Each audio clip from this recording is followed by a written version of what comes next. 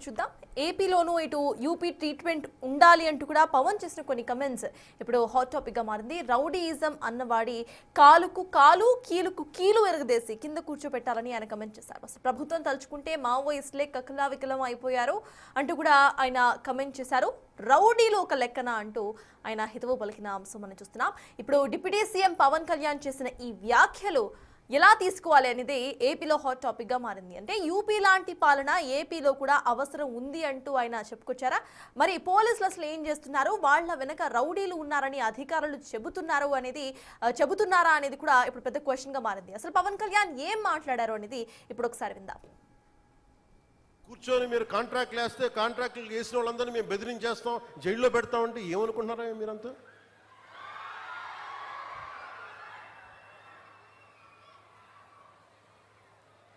మేమేం మాటలా గుర్తుపెట్టుకోండి. అలా బెదిరించే సమూహం ఎవరైనా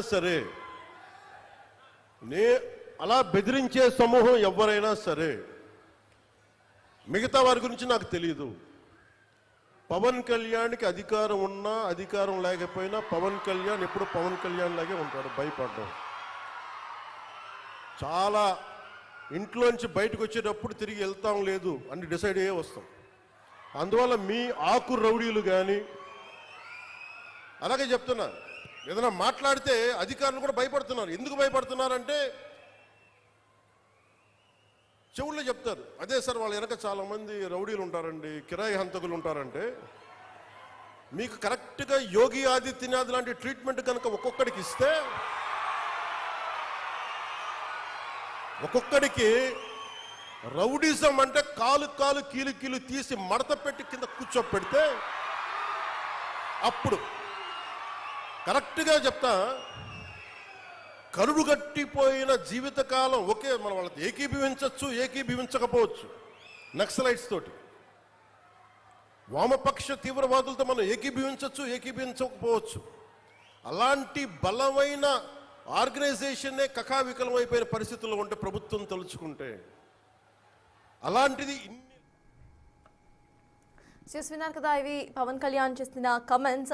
దీనికి సంబంధించి మనం ప్రొఫెసర్ సార్తో డిస్కస్ చేద్దాం. సో ఎస్ సార్, మనం చూసాము ఇటు రౌడీలకు ఇటు కాళ్ళు చేతులు విరక్కొట్టే ఒక గవర్నమెంట్ యూపీలో ఉంది. అట్లాంటి గవర్నమెంట్ ఇక్కడ కూడా ఉంటే అప్పుడు వీళ్ళంతా కూడా ఒక లైన్లోకి వస్తారు అంటూ కూడా ఆయన వార్నింగ్ ఇచ్చినట్టుగానే కనిపిస్తుంది. ఒక డిప్యూటీ సీఎం ఇటువంటి వ్యాఖ్యలు చేయొచ్చా? ఎట్ ద సేమ్ టైం ఒక సీఎంను అటువంటి పాలన ఇక్కడ కూడా ఉండాలి అంటే ఇక్కడ పాలనను ఆయన ఏమంటున్నారు అనుకోవాలి? అసలు ఆయన చేసిన కమెంట్స్ పై మీ విశ్లేషణ ఏంటి సార్?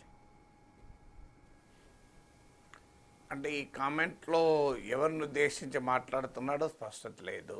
ఏ అంశం ఉద్దేశించి మాట్లాడుతున్నాడో స్పష్టత లేదు. ఏ సంఘటన గురించి చెప్తున్నాడో తెలియదు. ఆ రౌడీలు ఎవరో తెలియదు. ఆ రౌడీల వెనకాలన్న కిరాయి హంతకులు ఎవరో తెలియదు. వాళ్ళకు భయపడుతున్న వాళ్ళు ఎవరో కూడా తెలియదు. అన్ని ప్రశ్నలుగానే మిగిల్చి మాట్లాడారు. కానీ ఒకటి మాత్రం నిజం, చాలా కాలంగా లా అండ్ ఆర్డర్ విషయంలో ఆంధ్రప్రదేశ్ ప్రభుత్వ సామర్థ్యాన్ని పవన్ కళ్యాణ్ ప్రశ్నిస్తూనే ఉన్నాడు. మీకు గుర్తూనే ఉంటుంది, హోంమంత్రిని ఉద్దేశించి బహిరంగ సభలో చెప్పారు, మీరు సరిగా చేయడం లేదు, నేను ఇలా అయితే నేనే హోంమంత్రితో తీసుకోవాల్సి వస్తుంది, నేను ఇప్పుడు పంచాయతీరాజ్ అటవీ పర్యావరణ శాఖ మంత్రిని, నేను హోంమంత్రి పదవి తీసుకుంటే ఇలా ఉండదు, నేను హోంమంత్రి శాఖ తీసుకుంటాను అని బహిరంగంగా హోంమంత్రిని ఆక్షేపించారు. ఆ తర్వాత ఒక డిఎస్పీ పైన సీరియస్గా కంప్లైంట్ చేస్తూ డీజీపీకి ఎస్పీకి చెప్పారు. దానిపైన రఘురామ కృష్ణరాజు లేదులే ఆ డిఎస్పీ చాలా మంచోడని సర్టిఫికేట్ కూడా ఇచ్చాడు. ఇటీవల చంద్రబాబు నాయుడు లా అండ్ ఆర్డర్ విషయంలో నేను పవన్ కళ్యాణ్ కఠినంగా ఉంటాం అంటూ పవన్ కళ్యాణ్ కలుపుకొని చెప్పారు,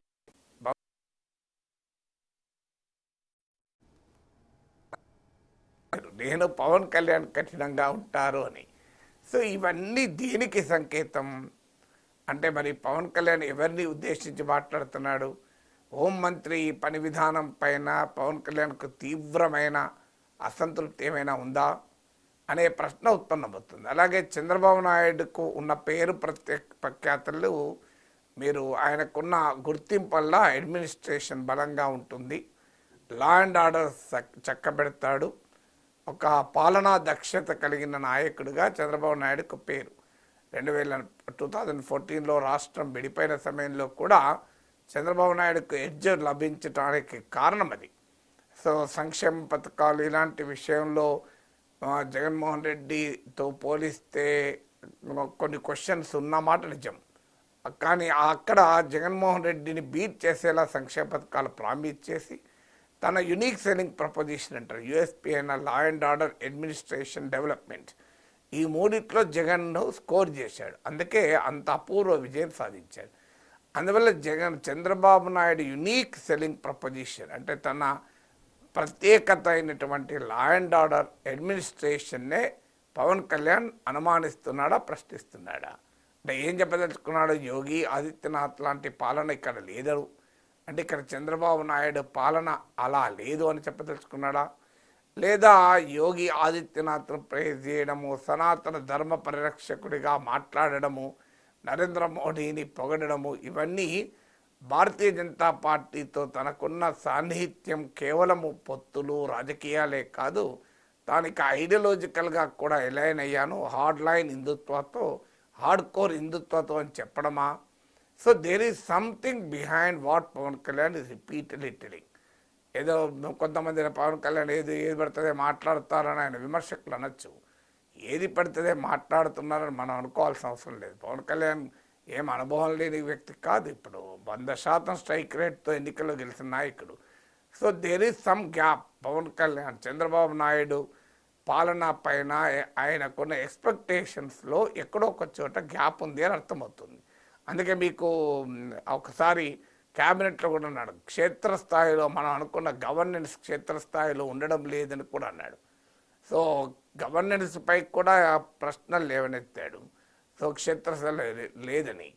ఈలోగా అసలు ఎమ్మెల్యేలు హద్దులు దాటి ఇష్టారాజ్యంగా వ్యవహరిస్తున్నారంటూ చంద్రబాబు నాయుడు అసంతృప్తి వ్యక్తం చేసి మంత్రులకు బాధ్యత కూడా ఇచ్చాడు. మంత్రులు సరిగా పనిచేయడం లేదు అని కూడా ఈ మధ్య అసంతృప్తి వ్యక్తం చేశారు. కలెక్టర్లు కూడా మీరు సరిగా పనిచేయడం లేదు అంటున్నారు. ఇవన్నీ కలిపితే ఏంటి?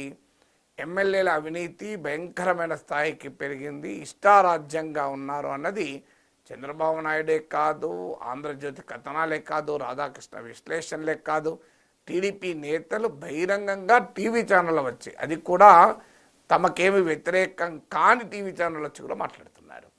సో అంటే ఏం చెప్పదలుచుకున్నారు? ఎమ్మెల్యేలు అవినీతికి పాల్పడుతున్నారు, వాళ్ళను చంద్రబాబు కట్టడి చేయలేకపోతున్నాడు, మంత్రులు అసమర్థులై ఉన్నారు, మంత్రులు అవినీతిలో కూరుకుపోయారు, సో అలాగే కలెక్టర్లు పనిచేయడం లేదు, అంటే అడ్మినిస్ట్రేషన్ గాడి తప్పుతోంది అని. మరి దీనికి ఇవాళ పవన్ కళ్యాణ్ ఏమంటున్నారు? ఈ రౌడీలు ఎక్కువైపోయారు, అధికారులే భయపడుతున్నారని. రౌడీలకు అధికారులు ఎప్పుడు భయపడతారు? పై అధికారుల మద్దతున్నా భయపడతారు, అన్నిటికీ ముఖ్యంగా రాజకీయ నాయకుల మద్దతున్నా భయపడతారు. ఎందుకంటే పై అధికారుల మద్దతున్నా కూడా రాజకీయ నాయకుల దగ్గరికి వచ్చి చెప్పుకుంటారు. అధికారంలో ఉన్న రాజకీయ నాయకుల అండదండలు రౌడీలకు ఉన్నప్పుడే అధికారులు భయపడతారు. ఇప్పుడు పవన్ కళ్యాణ్ ఏమంటున్నాడు? రౌడీల సంగతి తేల్చండి అంటే చెవుల్లో చెప్తున్నారు, సార్ వాళ్ళు చంపేస్తారు అది ఇదని. అంత బరితెగించిన మాఫియా రాజ్యం వెళ్తుందంటే రాజకీయ నాయకుల అండదండలు లేకుండా సాధ్యమవుతుందా? అంటే ఒక రకంగా క్రిమినల్ మాఫియా రాజ్యమేలుతుంది అని పవన్ కళ్యాణ్ విమర్శ. మరి this a very serious problem. మరి చంద్రబాబు నాయుడు క్యాబినెట్లో పవన్ కళ్యాణ్ ఈ విషయాలు చెప్పడం లేదా? చెప్పినా చంద్రబాబు నాయుడు పట్టించుకోవడం లేదా? హోంమంత్రి పని విధానం పైన అంత అసంతృప్తిగా పవన్ కళ్యాణ్ ఉన్నాడా? So these are all questions which need more clarity.